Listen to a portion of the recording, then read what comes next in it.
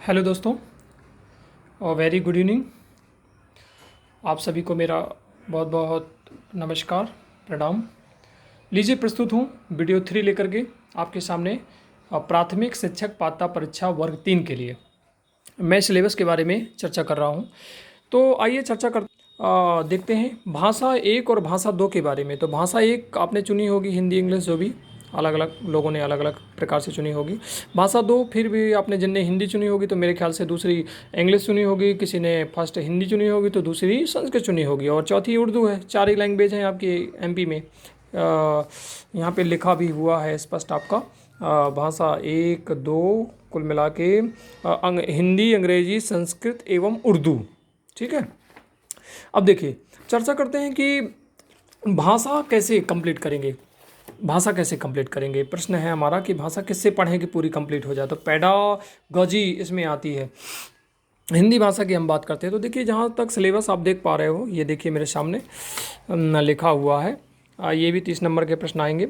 तो भाषाई समझ अवबोध के लिए 2 अपठित दिए जाएंगे, मतलब कि गद्यांश पद्यांश, जिसमें एक गद्यांश नाटक एकांकी घटना, इनमें से कोई किसी में से एक होगा, निबंध कहानी आदि से, तथा दूसरा अपठित पद्य के रूप में। आप गद्य पद्य जानते हो। इस अपठित में से समझ अवबोध व्याख्या व्याकरण मौखिक योग्यता से संबंधित प्रश्न किए गए जाएंगे।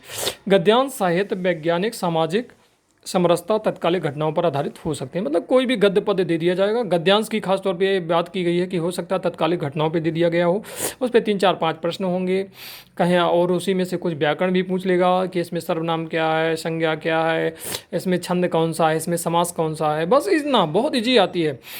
लेकिन महत्वपूर्ण है इसमें पेडागॉजी। आपको पता है 15 प्रश्न इस प्रकार से आएंगे, एक गद्य से एक पद्य से 15 प्रश्न बनेंगे।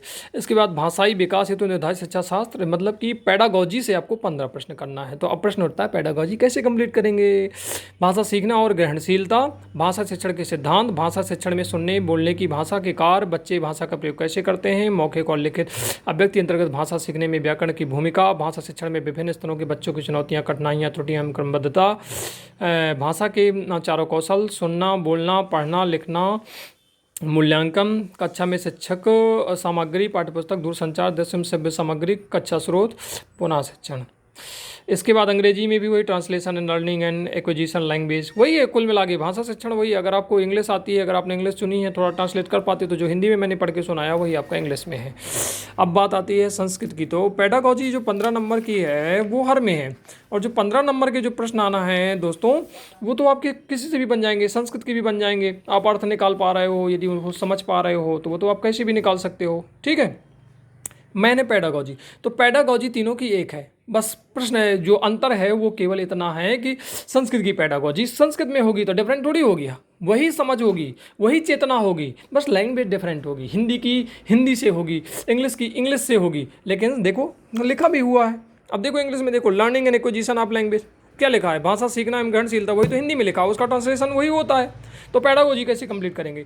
तो दोस्तों इसके लिए भी मैं आपको बताना चाहूँगा कि पेडागोजी के लिए कहीं मत जाइए। ये है देखिए NIOS की साइट पे जाइए, PDF डाउनलोड कीजिए, वहाँ से नोट्स निकाल लीजिए अगर आपके पास अवेलेबल है। इससे अच्छी पेडागोजी कहीं भी नहीं है। पेडागोजी DLED सेक्शन में जाइए, अनट्रेंड टीचर्स ट्रेनिंग सेक्शन में, वहाँ पे स्टडी मटेरियल में जाइए, PDF निकालिए, स्टडी मटेरियल में जा करके आप देखेंगे कि उसका सिलेबस दिया गया। नहीं मिलता है तो आप कमेंट कीजिए, मैं आपको हेल्प करूँगा। ये प्रारंभिक कक्षाओं में भाषा सीखना एवं सिखाना, क्योंकि पेडागॉजी की अलग से किताब कहीं नहीं आएगी और इससे अच्छा मटेरियल कहीं आता है। दुनिया का बेस्ट मटेरियल है इसमें इग्नू में, माफ़ कीजिएगा NIOS में, और इग्नू में भी है जिसका, लेकिन NIOS को मैं ज़्यादा प्रेफर करूँगा। तो ये देखिए 503 है लिखा हुआ, प्रारंभिक कक्षा में भाषा सीखना और सिखाना, 3 ब्लॉक है इसमें। इसको भी आप दोस्तों अच्छे से कंप्लीट कर सकते हो। देखिए ये है PDF, आप निकाल के पढ़ सकते हो। इसमें भी ये लिखा हुआ, मोटी मोटी किताबें नहीं है, छोटी छोटी हैं, बस थोड़ा विस्तार से लिखा हुआ है, आधे पेज छूटे हुए हैं। तो अब चाहें तो 2 4 6 7 दिन में 2-3 बार पढ़ सकते हैं। तो दोस्तों इस प्रकार से पेडागॉजी आप किससे कंप्लीट कर सकते हो, NIOS पे जाकर के 503 पाठ्यक्रम 503 501 से लेकर के 510 तक की PDF आपको मिलेंगी। NIOS DLED में बहुत अच्छी पेडागोजी दी गई है। और हिंदी और इंग्लिश में से तो आपको यदि हिंदी इंग्लिश थोड़ी बहुत आती है तो वो तो कर ही लेंगे जनाब। हाँ, ग्रामर आती होगी, व्याकरण आती होगी, बस उसी से आ जाता है। पैराग्राफ आएंगे, उसी से आपसे कुछ ना कुछ पूछ लेगा। तो ये है पेडागोजी विषयों की। तो जैसा कि हमारा सिलेबस है, पहला हमने चर्चा की पूरे सिलेबस के बारे में। बाल विकास एवं शिक्षा शास्त्र के लिए हमने बताया कि 506 507 आप अच्छे से देख लिए टॉपिक बाई, और पेडागोजी अच्छे से पढ़ लीजिए। क्योंकि अगर आपने जो मैं बता रहा हूँ ना, ये बस किसी विद्यार्थी ने पढ़ लिया तो मान लो सब उसने कर लिया।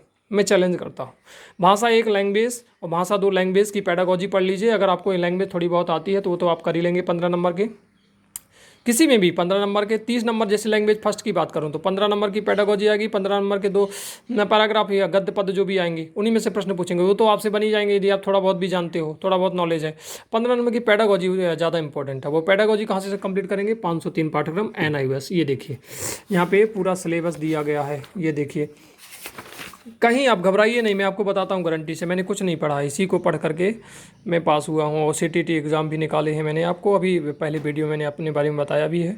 सुनना एवं बोलना पढ़ना, मैंने कोई किताब नहीं खरीदी उल्टी सीधी ना मार्केट से। लोग कहते हैं ये ले आओ वो ले आओ, मैं कहाँ, रहने दो, ठीक है। तो ये पेडागोगी के लिए हैं विषयों की। अब मैं चौथे पीरियड में फाइनल बात करूँगा मैथमेटिक्स की और पर्यावरण अध्ययन की। बहुत बहुत धन्यवाद दोस्तों, thank you very much. Likes कीजिए, कमेंट कीजिए, सब्सक्राइब कीजिए। अगर कोई समस्या आ रही है पढ़ने समझने में तो मुझे बताइए, बस पढ़ते रहिए। ये मत मानिए कि अब एग्ज़ाम जनवरी में है, पता नहीं फरवरी में हो जाएगा, क्योंकि एक बार निकाल लीजिए तो एक कहते हैं कि एकदम कंफर्म हो जाएगा। अगर आपने एग्ज़ाम निकाल लिया तो गवर्नमेंट की भर्ती करना तो गवर्नमेंट का काम है। हम लोग भी वेटिंग में हैं, वेट कर रहे हैं अभी, तो क्या मतलब है। धन्यवाद, बहुत बहुत धन्यवाद सर।